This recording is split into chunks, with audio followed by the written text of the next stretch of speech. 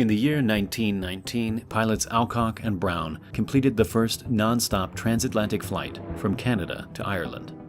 The journey took them just 16 hours, however, it was anything but plain sailing. During takeoff, the overloaded aircraft barely made it over a line of trees. Shortly after, the onboard generator failed, causing them to lose radio contact and their heating system. The pilots faced even more trouble when they were suddenly surrounded by a thick layer of fog.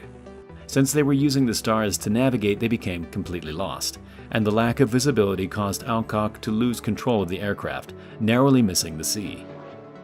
One snowstorm later, and a minor crash landing in Ireland, the pilots made it across the Atlantic. This major accomplishment ultimately led to the beginning of passenger air travel. But Alcock and Brown's incredibly rough journey showed just how essential the role of the pilot was. 40 years later, and with spaceflight just around the corner, NASA set up the X-15 program to determine how humans and aircraft would cope with flights into space. The X-15 was a rocket-powered aircraft capable of reaching altitudes above 100 kilometers and speeds of 7,000 kilometers per hour. One of the main goals of the program was to explore the limitations of humans in spaceflight, find out what humans are better at and what computers are better at. After 9 years and 199 flights, NASA found that while a human could fly a rocket into space, the automated system could perform the same task with much more accuracy. Once NASA switched their attention to rockets, it was clear that the role of the human would not be to fly the rocket, but to monitor what it was doing. While an airplane can be flown with just a couple of pilots, a rocket takes a whole team of people back at mission control to constantly monitor each part of the rocket. To this day, rocket launches are completely automated. Take the Falcon Heavy, for example. 60 seconds before launch, the rocket's onboard computers take control of the flight. And from then on, the rocket does this all by itself.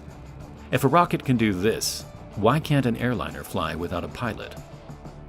Although modern airliners have very capable autopilot systems, their main job is to reduce the workload for the pilot and not to fly the plane. However, this doesn't mean it's impossible for an aircraft to fly itself. Back in 1947, the U.S. Air Force performed an experimental flight from Canada to England using a C-54 Skymaster. With a 7-man crew on board, the pilot taxied onto the runway, let go of the controls, and pushed a button to engage the autopilot. The plane took off by itself, automatically adjusting its flaps and throttles, and, once airborne, retracting its landing gear.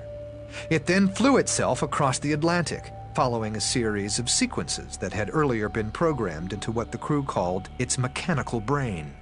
At dawn the following day, the C-54 reached the English coast and executed a perfect landing. This was a sample from an audiobook called The Glass Cage by Nicholas Carr.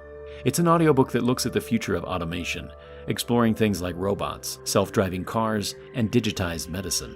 Today's technology, an aircraft capable of taking off and landing all by itself is definitely possible. But getting a fully automated aircraft to deal with every unexpected scenario, while still being as safe as a pilot, is way more difficult. Not to mention that our airline infrastructure is so developed that in order to replace the pilot completely, each airplane would need to be able to taxi between the gate and the runway, all whilst communicating with every other plane at the airport. To put it simply, if Boeing came out tomorrow with their new pilotless airliner, the FAA would lose their minds. Oh my God, the automatic pilot, it's deflating! Since the beginning of spaceflight, rockets have always operated under their own guidance systems. When dealing with such high speeds and altitudes, computers are able to guide the rocket into orbit with much more precision than a human ever could. The advantage that automated systems provide is even more clear when we look at the landing of the Falcon 9. Since the rocket has a thrust-to-weight ratio higher than 1 during a landing, it has to perform a suicide burn, which involves firing the engines at the last possible second. Turn on the engines too soon, and the rocket will slow down before reaching the ground. Turn on the engines too late, and the rocket won't be able to slow down in time. As the rocket comes in, its onboard computers are constantly measuring its altitude and its speed to work out when to light the engines. Getting the timing absolutely perfect is like trying to pause this video when the number reaches 0. You can't. Although the Falcon 9 is able to land with incredible accuracy, it relies largely on GPS to precisely guide it to a predetermined landing spot. This is something that won't be possible for future missions to Mars, since there is no current GPS system around the planet to provide pinpoint accuracy.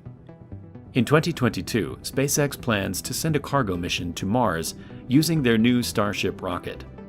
In the future, it's possible that SpaceX could build landing pads on the Martian surface and operate a constellation of satellites to give Mars its own GPS. But for the first couple of missions, Starship will need to analyze the terrain in real time and choose a suitable landing spot all by itself. This is one of those few situations where human input is more valuable than a computer.